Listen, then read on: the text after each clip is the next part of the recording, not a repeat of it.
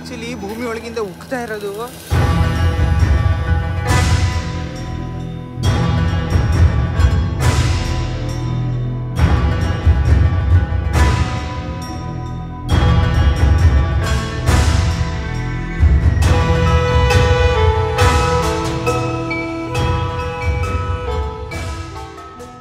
ಭೂಮಿ ಮೇಲೆ ಇರೋ ಆ 7 ಅದ್ಭುತಕ್ಕಿಂತ ಬೇರೆ ಎಷ್ಟೋ ಅದ್ಭುತಗಳೈತೆ, ಅದ್ರಲ್ಲಿ ಒಂದೊಂದಾಗಿ ಎಕ್ಸ್ಪ್ಲೋರ್ ಮಾಡ್ತಾನೆ ಬರ್ತಿದೀವಿ. ಅದೇ ಥರ ಇನ್ನೊಂದು ಅದ್ಭುತದ ಹತ್ರ ಬಂದಿದ್ದೀವಿ ನಾವೀಗ.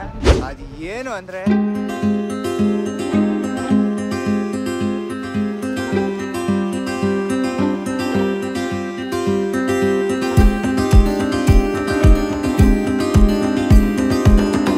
ಅದು ಆ್ಯಕ್ಚುಲಿ ಭೂಮಿ ಒಳಗಿಂದ ಉಕ್ತಾ ಇರೋದು 95 ಡಿಗ್ರಿ ಮಿನಿಮಮ್ ಇರುತ್ತಂತೆ ಯಾವಾಗಲೂ, ಅದಕ್ಕಿಂತ ಜಾಸ್ತಿನೂ ಆಗುತ್ತಂತೆ.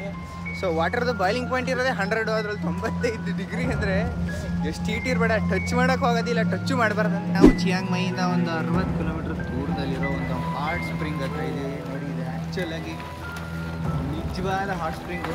ಹಂಗೆ ಕುದೀತೈತೆ ಅಲ್ಲಿ, ನಿಲ್ಲದೇ ಇಲ್ಲ 24/7. ಅದು ಎಲ್ಲಿಂದ ಬರ್ತೈತೆ, ಎಷ್ಟು ಹೀಟ್ ಇರ್ಬೋದಲ್ಲ. ಅಲ್ಲಿ ಬರ್ತಾ ಇರೋದು ನಾರ್ಮಲ್ ವಾಟರ್ ಅಲ್ಲ, ಸಲ್ಫರ್ ವಾಟರು. ಅದ್ರಲ್ಲಿ ಮೊಟ್ಟೆ ಬೇಯಿಸ್ಕೊಂಡು ತಿಂದರೆ ತುಂಬ ಒಳ್ಳೆಯದು ಅಂತ ಇವ್ರು ಹೇಳಿದ್ರು. ನಿಜಾನಾ?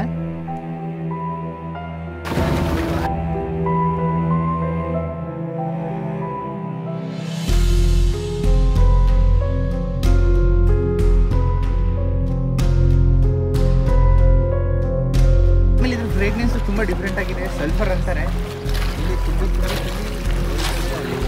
ಆ್ಯಕ್ಚುಲಿ ಅಲ್ಲಿಂದ ಆಚೆ ಕಡೆ ಮಳೆ ಹೋಯ್ತೈತೆ, ಈ ಕಡೆ ಬಿಸಿಲೈತೆ. ಅಲ್ಲೆರಡು ಹಾಟ್ ಸ್ಪ್ರಿಂಗ್ ನೋಡಿ ಕೊತ ಅಂತೈತೆ. ಇನ್ನು ಅಲ್ಲಿ ನೋಡಿ ಇನ್ನೊಂದು ಸಿಕ್ಕಾಬಟ್ಟೆ ದೊಡ್ಡದು, ಅಲ್ಲೇನು ಸರ್ರಿ ಹಾರ್ತೈತೆ, ಪಕ್ಕದ ಬಿಡ್ತಾರಲ್ಲ ಗೊತ್ತಿಲ್ಲ. ಬೈ ಇಲ್ಲಿ ಸುತ್ತಮುತ್ತ ಬೇಜಾನಿದ್ದಾವೆ, ಅಲ್ಲಿ ಬರೀ 2 ಕಾಣಿಸಿದ್ ನಮಗೆ. ಇಲ್ಲಿ ಇನ್ನೊಂದು ಐತೆ, ಏನು ಗುರು ಯಾವ ಹೈಟ್ ಹಾರ್ತೈತೆ ಅಂತ. ಬೈ ಯಾವ ಲೆವೆಲ್ಗೆ ಹಾರ್ತೈತೆ ಅಂದರೆ ಇದು ಸಿಕ್ಕಾಬಟ್ಟೆ ಡೇಂಜರಸ್. ಪಕ್ಕಕ್ಕೆ ಹೋಗಂಗಿಲ್ಲ, ಕುದೀತಾ ಇರುತ್ತೆ ಯಾವಾಗಲೂ.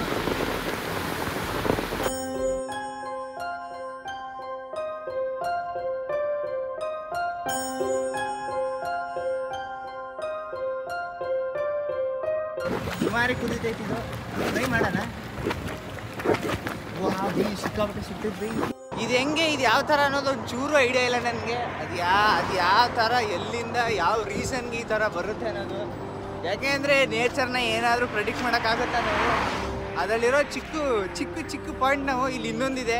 ಜ್ವಾಲಾಮುಖಿಲಿ ಲಾರ್ವಾ ಚಿಮ್ತಿರುತ್ತೆ, ಇದರಲ್ಲಿ ನೀರು ಚಿಮ್ತಿದೆ. ಎಷ್ಟೇ ಡಿಫ್ರೆನ್ಸು, ಎರಡು ಸಿಕ್ಕಾಬಟ್ಟೆ ಹೀಟು. ಆದರೆ ಲಾರ್ವಾ ಇನ್ನೂ ಭಯಂಕರ ಹೀಟ್ ಇರುತ್ತೆ. ಇದು ಅದಕ್ಕಿಂತ ಹೈಟಾಗಿ ಆಗ್ತಿದೆ, ಆದರೆ ಸಖತ್ ಆಗಿರೋದ್ರಿಂದ ಕಾಣಿಸ್ತಿಲ್ಲ.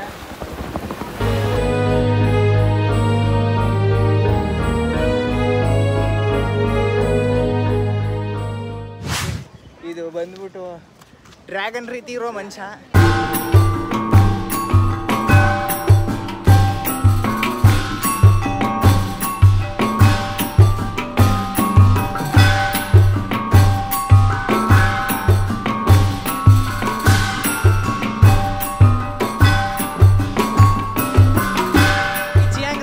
ಆಗಿರೋದೇ ಇಲ್ಲಿರೋ ಟೆಂಪಲ್ಗಳಿಗೆ ಮತ್ತು ಅವ್ರು ಕಟ್ಟಿರೋ ಶೈಲಿಗಳಿಗೆ.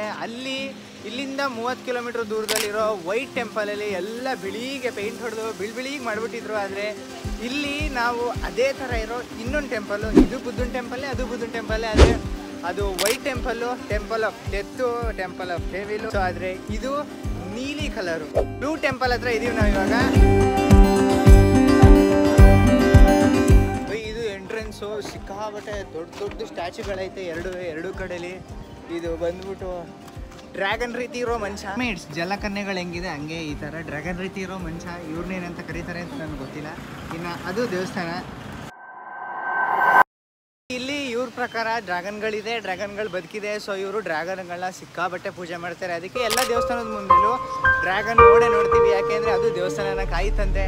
ಸೈನ್ಸ್ ಪ್ರಕಾರ ಡ್ರ್ಯಾಗನ್ ಇಲ್ಲದೆ ಇರ್ಬೋದು ಅಥವಾ ಇದ್ರೂ ಇರ್ಬೋದು. ಸೈನ್ಸು ದಿನಕ್ಕೆ 1000 ಸ್ಟಡೀಸ್ ಮಾಡ್ತಿರುತ್ತೆ. ಇದು ಸರಿ, ಇದು ತಪ್ಪು ಅಂತ 1000 ಈ ಕಡೆಯಿಂದ ಒಂದು ಸರಿ ಅಂತ ಸ್ಟಡಿ ಪ್ರೂವ್ ಮಾಡಿದ್ರೆ ಇನ್ನೊಂದು ತಪ್ಪು ಅಂತ ಸ್ಟಡಿ ಪ್ರೂವ್ ಮಾಡ್ತಿರ್ತಾರೆ. ಆದರೆ ನಂಬಿಕೆಗಳನ್ನ ಏನಕ್ಕೆ ನಾವು ಹಾಳು ಮಾಡೋಕೆ ಹೋಗಬೇಕು?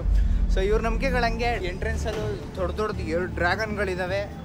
ಒಳಗೆ ಹೋಗೋಣ. ಒಳಗೆ ದೊಡ್ಡ ಬುದ್ಧನ ಸ್ಟ್ಯಾಚ್ಯೂ ಇದೆಯಂತೆ. ನೋಡಿ, ಡ್ರ್ಯಾಗನ್ದು ಬಾಯಿ ಬಿಟ್ಕೋಗ್ಬಿಟ್ಟಿದೆ ಡ್ರ್ಯಾಗನ್ನು.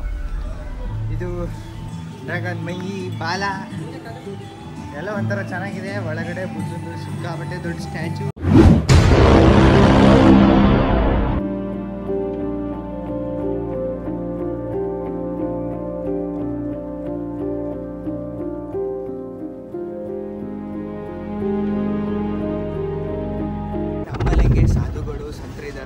ಅದೇ ಥರ ಬುದ್ಧನ ಫಾಲೋ ಮಾಡೋರನ್ನ ಮಾಂಕ್ ಅಂತ ಕರೀತಾರೆ.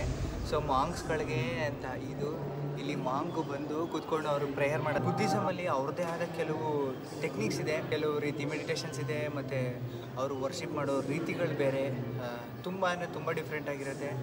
ಅವರು ಬಂದು ಕೂತ್ಕೊಂಡು ಪೂಜೆ ಮಾಡೋಕ್ಕೆ ಅಂತ ಇರೋ ಸೀಟ್ಗಳು.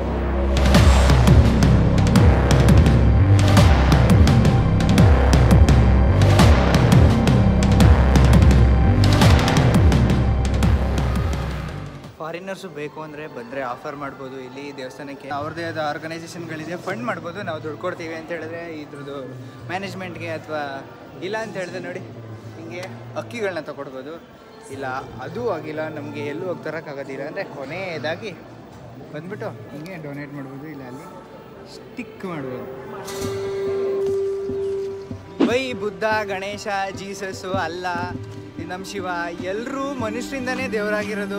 ಅವರು ಮನುಷ್ಯರಾಗಿ ಬಂದು ಭೂಮಿಗೆ ಅವ್ರ ರೀತಿಗಳು, ಅವ್ರು ಮಾಡ್ತಿದ್ದ ಕೆಲಸಗಳು, ಅವ್ರ ಮನಸ್ಸು, ಅವ್ರ ನೀತಿ, ಅವ್ರ ತತ್ವಗಳಿಂದ ಅವರು ದೇವರಾದರು. ಸೊ ಹೀಗೇನೆ ದೇವರು ನಮಗೆ ದೇವರಾಗುವಂಥ ಕೆಪಾಸಿಟಿ ಕೊಟ್ಟು ಮನುಷ್ಯನ ಜನ್ಮ ಕೊಟ್ಟು ಕಳಿಸಿರ್ಬೇಕಾದ್ರೆ ನಾವು ಎಲ್ಲ ಕಡೆ ದೇವ್ರನ್ನ ಹುಡುಕ್ಬೇಕಾ? ಮನುಷ್ಯ ಚೆನ್ನಾಗಿದ್ರೆ ಎಲ್ಲ ಸರಿಯಾಗುತ್ತೆ ಅಂತ ನಾನು ನಂಬ್ತೀನಿ. ಬೈ ಪ್ರಪಂಚದಲ್ಲೇ ಮೋಸ್ಟ್ ಕನ್ಸ್ಯೂಮ್ಡ್ ಬೆವರೇಜ್ ಅಂದರೆ ಯಾವ್ದು ಗೊತ್ತಾ? ಅದು ಟೀ.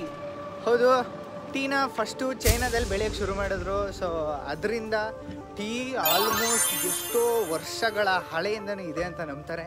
ಇಂಡಿಯಾದಲ್ಲೂ ಅಷ್ಟೇ.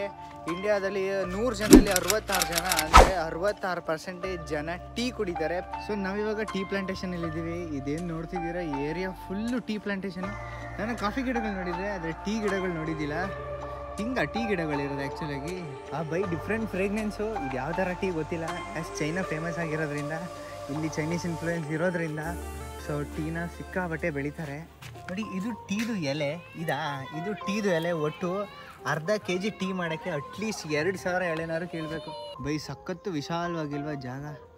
ಈ ಚಿಯಾಂಗ್ ಮೈ ಫೇಮಸ್ ಆಗಿರೋದೇ ಈ ಗ್ರೀನರಿಗೋಸ್ಕರ. ಎಲ್ಲಿ ನೋಡಿದ್ರು ಗ್ರೀನು.